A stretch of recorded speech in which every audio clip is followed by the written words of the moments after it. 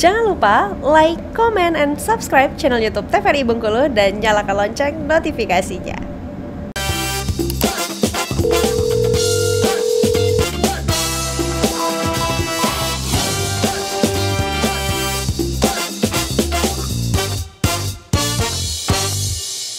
Pemirsa, bagaimana kabarnya hari ini? Semoga selalu dalam keadaan sehat dan tetap bersemangat. Senang sekali rasanya saya, Rendy Supriyadi, bisa kembali menemani pemirsa di rumah dalam program acara Dokter Kito bersama Kito Sehat. Pemirsa di rumah, tentunya hari ini kita akan kembali berbagi tips kesehatan. Tema kita hari ini adalah tips sehat di musim pancaroba. Tentunya saat ini Bengkulu sedang menghadapi musim pancaroba ya. Jadi banyak mungkin daya tahan tubuh kita sedang lemah. Jadi seperti apa sih tips-tips nih dari dokter kita nanti? Sudah hadir bersama kita hari ini ada Dr. Novtiara. Halo dok. Halo. Kita baru pertama ketemu hari ini dok ya. Iya. Sehat kan dok? Alhamdulillah sehat. Ini Dr. Novtiara, panggilan Dr. Tiara. Iya. Ini dinas di mana dok? Kalau sehari-hari saya dinas di Polda Bengkulu, di Rumah Sakit Bayangkara Bengkulu, sama di Klinik Bayangkara Polres Bengkulu Tengah. Nah, jadi kalau mau mencari Dokter Tiara bisa di tempat yang sudah disebutkan tadi ya, tentunya. Benar. Dan selanjutnya sudah ada Dokter Wentiar Bayeni. Halo dok, sehat kan dok? Alhamdulillah sehat. Alhamdulillah sehat. Kita ini akan membahas mengenai tips sehat di musim pancaroba. Ini tentunya menjadi permasalahan masyarakat umum dok ya. Kalau lagi musim pancaroba kadang yang anak-anak bahkan hingga udah lansia pun banyak terserang penyakit nih. Mulai dari flu, batuk, demam gitu. Tapi kalau kita bicara secara definisi dok, musim pancaroba itu apa sih dok? Oke. Jadi kita penjelasan secara umum, jadi musim pancaroba itu adalah musim pergantian. Pergantian dari mana? Dari musim kemarau menuju musim hujan ataupun sebaliknya dari musim hujan menuju musim kemarau. Jadi memang di saat musim pancaroba ini pertama kelembapan itu tinggi, curah hujan tinggi, siang hari bisa sangat panas tapi sorenya hujan. Nah, jadi kan hal tersebut menyebabkan daya tahan imun kita juga menurun. Nah, makanya beberapa penyakit itu bisa muncul dan bisa menyerang di musim pancaroba. Ini biasanya penyakit apa saja dok kalau lagi musim pancaroba nih? Oke, yang paling pertama tentunya flu atau common cold gitu kan. Terus yang kedua ada infeksi saluran pernafasan atas atau ISPA. Terus berikutnya bisa juga menyerang itu penyakit-penyakit tropik seperti demam berdarah, cikungunya, sama satu lagi diare gitu. Itu beberapa penyakit yang paling sering muncul di musim pancaroba. Sama satu lagi ada dehidrasi. Karena biasanya kelembapan tinggi, terus suhunya juga cukup dingin, jadi kita malas minum. Jadi muncullah namanya dehidrasi. Ini kalau di Paskes tempat Dokter Wenti nih dok ya, untuk masyarakat Bengkulu kalau lagi musim pancaroba banyak gitu dok yang terserang penyakit-penyakit tadi. Tapi yang paling banyak banget nih apa dok? Ya, jadi ketika musim pancaroba di Vaskes, terutama di puskesmas itu peningkatannya 2 kali lipat memang daripada hari-hari lainnya atau musim-musim lainnya. Kenapa? Terutama anak-anak ya, karena kan anak-anak sering yang bermainnya di mana-mana, kemudian mandi hujan, setelah mandi hujan panas-panasan, kemudian jajan sembarangan, di mana kalau musim penghujan kan debu-debu, kemudian genangan-genangan air, bahkan menciptakan banyak sekali penyakit-penyakit, dan itu meningkat lumayan ya signifikan, terutama untuk anak-anak, seperti batuk pilek, ISPA, diare. Ini bener nggak sih dok, katanya kalau lagi musim pancaroba tuh tubuh kita sulit beradaptasi nih dok, karena perubahan yang sangat ekstrim nih dok.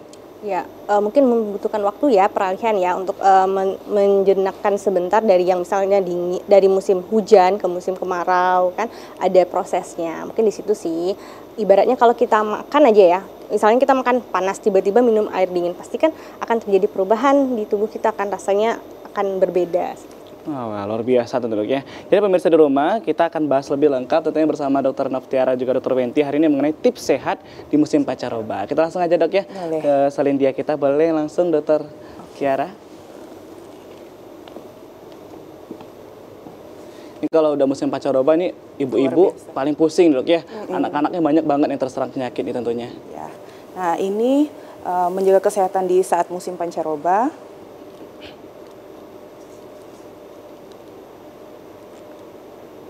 Oke, kita next.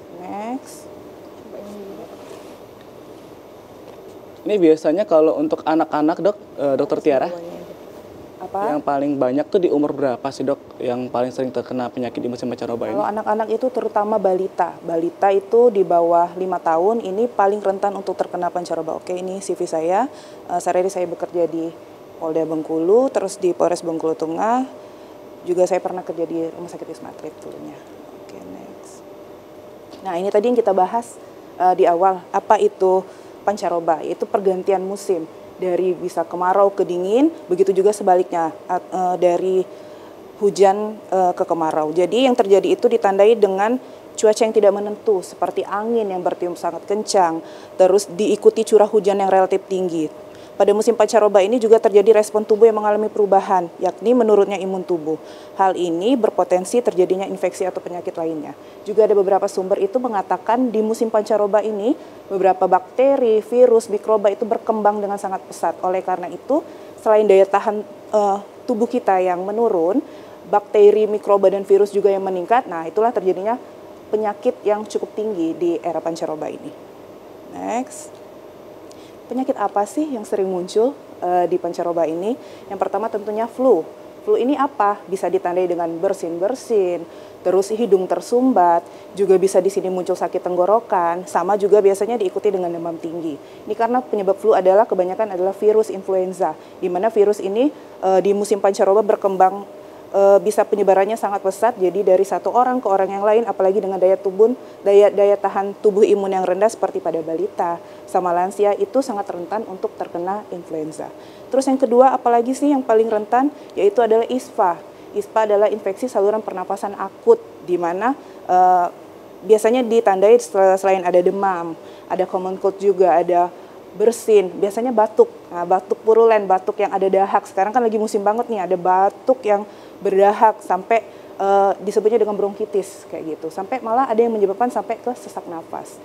ISPA. Terus yang ketiga yang saya bilang tadi ada ada penyakit-penyakit tropik seperti demam berdarah, ada cikungunya. Ini juga rentan karena di musim pancaroba ini biasanya banyak genangan-genangan air. Nah, beberapa masyarakat yang kurang menerapkan prinsip 3M+, menutup, menyiram, itu biasanya muncul banyak jentikan nyamuk. Jadi penyakit-penyakit tropik seperti demam berdarah, malaria, cikungunya itu bisa rentan terkena kepada masyarakat. Kemarin kita ingat beberapa bulan yang lalu, di bulan Juli, September itu DBD kita sangat tinggi, bukan hanya di Bengkulu, tapi se-Indonesia. Karena memang musim pancaroba, peralihan dari musim kemarau sebelumnya menuju musim hujan itu sangat tinggi curah hujannya dan juga kelembapannya yang sangat tinggi. Terus berikutnya ada diare.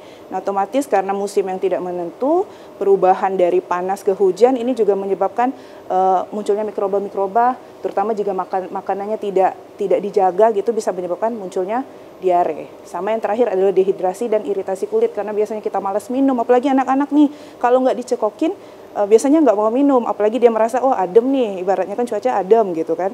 Nah, jadi malas minum, jadi bisa menyebabkan dehidrasi dan juga kulit kering kalau nggak dikasih pelembab atau lotion. Kalau minum tuh dok harus air yang seperti apa? Biasanya kan ibu-ibu bilang nih nggak boleh minum air es gitu, air putih, tapi yang es tuh tidak boleh. Apa benar nggak sih dok? Oke.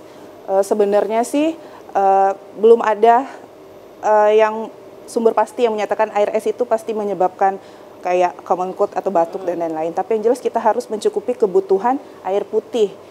Minimal itu sekitar 2 liter sampai 2,5 liter per hari. Jadi kayak ibaratnya yang botol minuman yang gede itu paling nggak kita dua botol yang besar itu kita minum untuk mencukupi apa? Mencukupi hidrasi cairan di dalam tubuh. Jadi keseimbangan cairan tubuh kita keseimbangan cairan tubuh kita tuh tercukupin. Kalau kita berbicara masalah air, dok, ya, banyak juga masyarakat di rumah yang berpikir bahwa oh aku nggak perlu dong, tadi udah minum es gitu, udah minum jus gitu, kan sama-sama air nih. Tapi apakah memang harus air putih nih dok? Nggak boleh diganti dengan air-air yang berasa yang lainnya gitu? Oke, yang paling bagus adalah yang benar adalah air putih, karena di situ kan ada kandungan natrium kloridanya yang paling seimbang di sana. Sementara kalau air berwarna kan kita tidak tahu tuh tambahan lainnya apa, seperti gula. Gula itu sebenarnya ada angka maksimalnya gitu per hari, tidak boleh berlebihan. Jus kan kita tidak bisa menjamin apakah jus itu murni dari buah, apakah memang ada campuran seperti gula atau misalnya campuran-campuran lainnya di sana kayak gitu. Tapi yang memang paling aman adalah air putih. Kalau masalah dingin atau tidak itu berdasarkan kenyamanan kita aja gitu. Tapi kalau disarankan ya yang jelas itu adalah air mineral atau air putih. Oke, next. Nah, ini kita masuk ke tipsnya, tips menjaga kesehatan di musim pancaroba. Nah, ini mungkin Dr. Wenti juga nanti bisa bantu menjelaskan apa aja sih tips-tipsnya gitu. Yang jelas yang pertama kita harus makan makanan bergizi.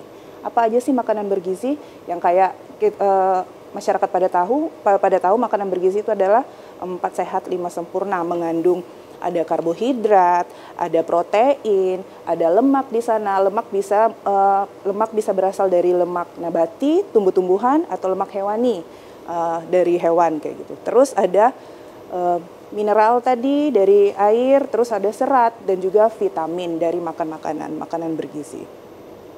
Terus yang kedua, minum air putih yang cukup, seperti yang dijelaskan itu sekitar 8 sampai 10 gelas per hari atau 2 sampai 2,5 liter per hari untuk mencukupi hidrasi tubuh. Biasanya kalau pakai penghitungan kalkulasi ini bisa memakai kebutuhan kilokalori kita berdasarkan berat badan.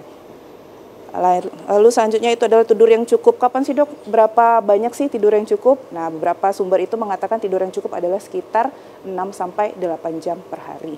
Jangan kurang dari 6 jam dan juga jangan terlalu berlebih, lebih dari 10 jam. Ini kalau tidurnya boleh nggak sih dok diganti gitu dok ya? Karena kan ada orang-orang mungkin kerjanya malam nih, jadi malamnya kerja diganti sama tidur siang. Terus sebenarnya dan sebaiknya seperti apa nih dok? Apakah boleh diganti tidurnya? Apa memang tidurnya harus malam nih, siang waktunya bekerja atau organ tubuh kita tidak baik nih kalau bergadang di malam hari? Gitu. Sebenarnya sistem tubuh kita ini sudah diciptakan dari Tuhan itu memang seharusnya mengikuti ritme gitu kan. Pagi dan siang hari untuk beraktivitas, malam hari untuk beristirahat gitu. Karena memang beberapa organ itu seharusnya diistirahatkan pada malam hari. Akan tetapi mungkin karena aktivitas atau karena memang tuntutan pekerjaan itu memang tubuh kita masih mengkompensasi biasanya. Tapi itu tidak dianjurkan untuk dilakukan setiap hari.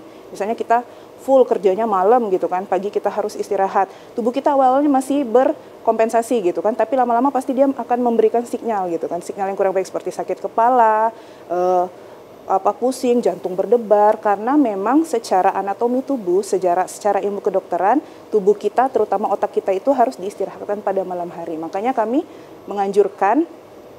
dokter menganjurkan untuk pasien itu harus istirahat di malam hari, jangan dipaksa untuk tiap hari bergadang kayak gitu, karena memang nggak bagus untuk tubuh, terutama untuk jantung dan juga untuk otak. Berarti kalau ada pernyataan bahwa kita harus ketika kita bergadang setiap hari dok ya mengganti dengan siang hari, berarti tidak baik berarti dok ya? Tidak baik untuk tubuh. Boleh saya tambahin ya dok ya? Boleh sih. Jadi memang benar yang dibilang dokter Tiara ya, bahwa tidak boleh dilakukan setiap hari, karena memang tubuh kita harus melakukan regenerasi sel. Dan regenerasi sel itu bisanya dilakukan ketika malam hari. Jadi waktu siang itu tidak porsinya melakukan regenerasi sel, maka sel-selnya tidak akan bisa berkembang. Jadi apalagi untuk anak-anak ya dok ya.